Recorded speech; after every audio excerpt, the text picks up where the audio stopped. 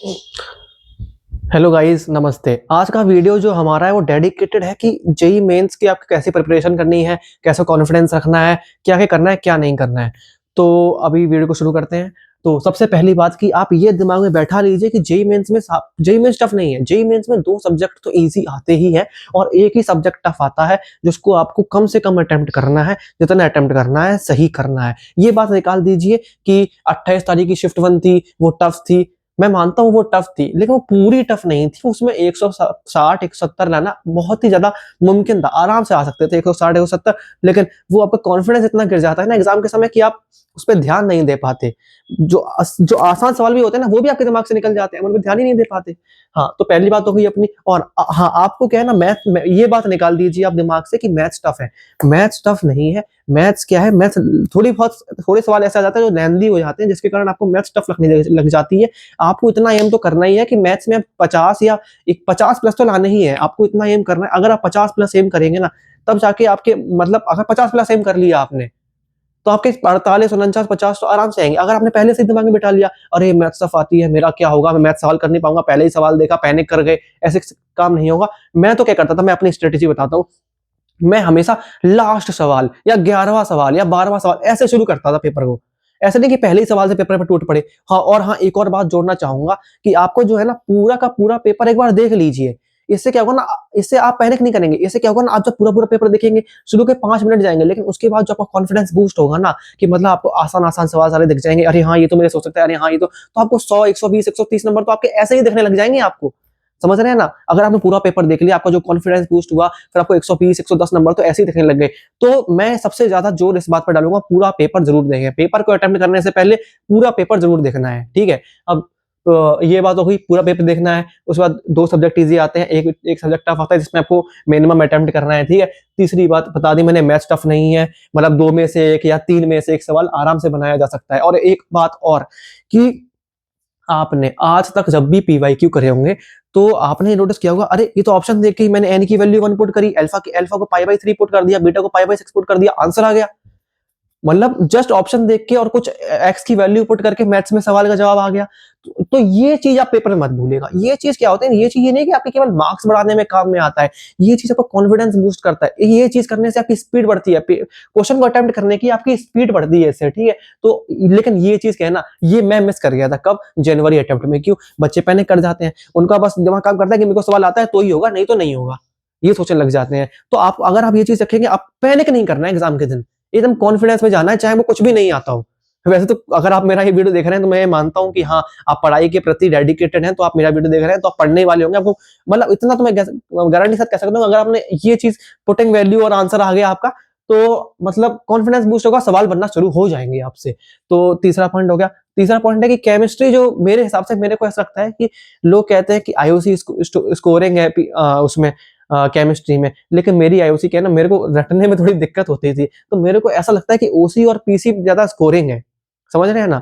तो अभी मैं एक वीडियो भी बनाऊँगा, जहाँ पर मैं ये बताऊँगा कि मतलब मैं डे वाइज़ प्लानिंग का भी सोच रहा हूँ अभी, कि ऐसा करूँ कि आपको ये बता दूँ कि आपको आज के दिन ये चैप्टर पढ़ने हैं, इतना पढ़ना है, इतना पढ़ना है, इतना पढ़ना है। मैं डे वाइज़ प्लानिंग के बारे में भी सोच रहा हूँ कि मैं कुछ करूँगा और आपका पूरा और क्या कैसी आपकी स्ट्रेटेजी रहनी चाहिए जेईई मेंस के रिलेटेड, पढ़ाई के रिलेटेड, और ये सब के बारे में भी सोच रहा हूँ मैं वीडियो बनाने के लिए।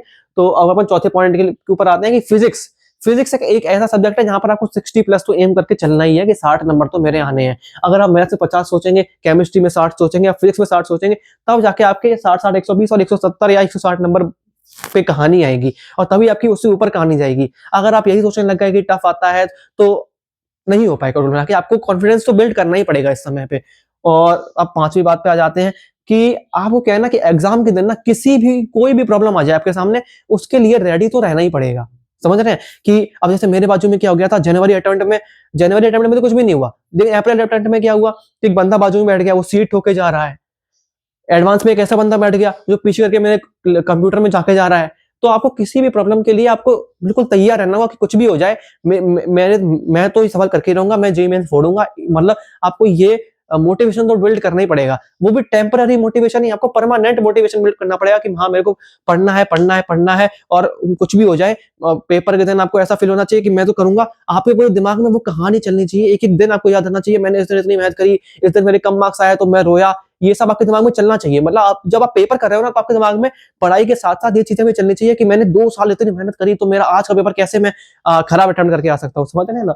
और उसके बाद छठी चीज कि ये जो समय चल रहा है ना, ये समय ऐसा है कि 2 साल से ये हो रहा है कि बच्चे पढ़ के बोर हो गए। तो बच्चों ने पढ़ना, बहुत सारे बच्चों ने पढ़ना छोड़ दिया है, और ये एक ऐसा समय है जो कि बेस्ट है किसके लिए, कमबैक के लिए। मतलब अगर आपका ज्यादा अच्छा स्कोर भी नहीं रहा है, अगर आपने अभी भी पढ़ लिया ना, तो आप आधे बच्चों को तो यूं ही पछाड़ दोगे। आधे क्या, मैं कहता हूँ 95% के ऊपर क्वालिफाई होते हैं आराम से, आप आराम से ले आएंगे अगर अभी पढ़ लिया आपने। तो अभी आप बिल्कुल भी मतलब डिस्ट्रैक्टेड ना हो, बोर ना हो, लगे रहिए बिल्कुल पूरे जुनून के साथ। जिस तरीके से हमने तैयारी शुरू करी थी, उसी जुनून के साथ अभी भी लगे रहिए, तो आपका बहुत ही अच्छा एग्जाम जाएगा, ये मैं गारंटी के साथ कह सकता हूँ। और मैं आपको 2 पेपर करवाऊँगा, जो सब पेपर सबसे आसान आया था जनवरी में 24 की शिफ्ट 2, और जो पेपर सबसे कठिन आया था 28 तारीख की शिफ्ट 1। और 28 तारीख की शिफ्ट में मैं आपको ये बताऊंगा कैसे 150 प्लस नंबर आराम से लाए जा सकते थे। 150 प्लस पता है कितनी परसेंट बनी थी, 99.34 गई होगी आराम से, इतने मार्क्स पर परसेंट है, और भी ज्यादा गई हो, मेरे को याद नहीं। मेरे 2-3 दोस्तों के इतने आसपास नंबर आए थे, उनकी अच्छी खासी परसेंटाइल आई थी। और 24 की शिफ्ट में तो मैं आपको दिखाऊंगा कि 210 200 प्लस तो आराम से लाए जा सकते थे, बड़े आराम से, ठीक है। और फिर अपना अगला पॉइंट देखते हैं। मतलब मैं ये दोनों पेपर करवाऊंगा, इन दोनों के मतलब वो सवाल करवाऊंगा आपको जिन सवालों को मिला के आप इतने नंबर ला सकते थे, ठीक है। और फिर अगली बात कि आपको क्या है ना कि नेगेटिव मार्किंग के बारे में बहुत ही ज्यादा सावधान रहना पड़ेगा। अब बच्चे क्या करते हैं, उनको ये भी सवाल लग रहा है 50-50 कि हाँ इसका ये जवाब होगा, ये भी लग रहा है, ये भी लग रहा है, सारे लगा के आ जाते हैं, और फिर उनका कल्याण हो जाता है। तो आपको क्या करना है ना कि अगर जो सवाल है वो 50-50 लग रहे हैं ना, ये भी नहीं है कि सारे छोड़ के आ जाए, अरे मेरे नेगेटिव मार्किंग हो जाएगी, ये भी नहीं है कि आप सारे करके आ जाए। जितने आपको लग रहे हैं ना, मतलब जितने भी लग रहे हैं वो मतलब आपको 50-50 में जो सवाल लग रहे हैं वो 4-5 तो अटेम्प्ट करने चाहिए। मेरा मानना यह है कि मान लीजिए 3 नेगेटिव भी हो गए, और 5 करे, 5 के 20, और 3 नेगेटिव हो गए, तो आपको 3-4 नंबर तो ज्यादा मिले, समझ रहे हैं। और एक और बात कहना चाहूंगा कि अभी थोड़ा बोर्ड्स भी दिमाग में रखें कि बोर्ड्स भी आ रहा है, क्योंकि जैसे ही जेईई मेंस का जनवरी अटेम्प्ट होगा ना, उसके बाद बच्चे पैनिक करने लग जाएंगे। क्यों? क्योंकि बोर्ड सर्वे होंगे। तो बोर्ड्स के लिए भी एक वीडियो बनाऊंगा कि किस तरीके से अभी आपको बोर्ड्स की पढ़ाई करनी है, ठीक है। तो बोर्ड्स के वीडियो भी एक वीडियो बनाऊंगा मैं। और अब इतनी सारी बातें हैं, मैं हर बात को तो इस वीडियो में बता नहीं सकता। तो अभी मैं इतनी ही बातों के साथ वीडियो समाप्त करता हूँ, और मेरे को लगता है कि मैंने आपको सारी बातें बता दी। पेपर तो देख कर ही बताएंगे आपको कि आराम से इतने नंबर लाए जा सकते थे और ये सब। तो मेरी समझ में मैंने आपको सारी जानकारी दे दी है। तो कॉन्फिडेंस रखिए, पढ़ाई करिए। अभी मैं आपसे अलविदा कहता हूँ। राधे राधे।